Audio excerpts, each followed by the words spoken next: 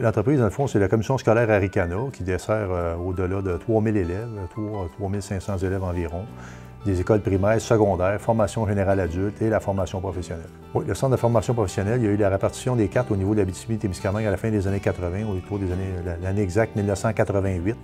Et depuis ce temps-là, on a vraiment nos cartes au niveau de la commission scolaire Aricana et plus spécifiquement au niveau du cadenassage mécanique, usinage, foresterie, etc.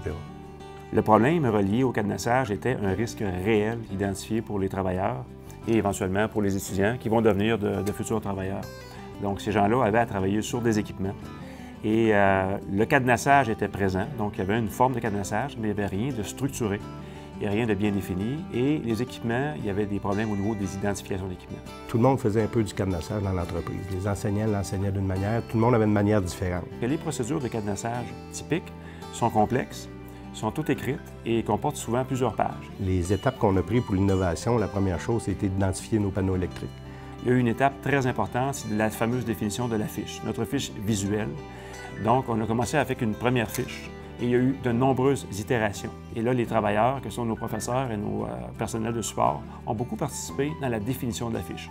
Alors, les pictogrammes ont grossi, ont rapetissé, on a mis des flèches, on a enlevé des flèches, on a mis plus de photos, moins de photos. Le fait de mettre ça plus visuel, ça facilitait la lecture de la fiche de cadenassage. On a fait quelque chose qui était conforme puis qui était uniforme à tout le monde. C'est bien indiqué la source du courant, d'où ça provient. Puis moi, surtout moi, je cadenasse à la source. Et puis on a toutes les méthodes, là. Si on a de l'air après la machine, si on a de l'électricité, on a tous les points de cadenassage. Notre innovation a été mise en place à l'aide d'un partenaire externe.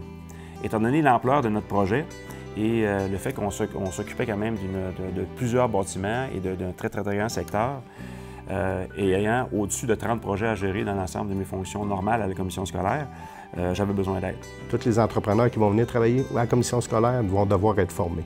C'est-à-dire qu'ils vont suivre une formation qu'on va lui donner, qui va lui expliquer les étapes de cadenassage qu'on a dans l'entreprise, puis ils vont être obligés de l'appliquer au même niveau que nos travailleurs puis nos étudiants.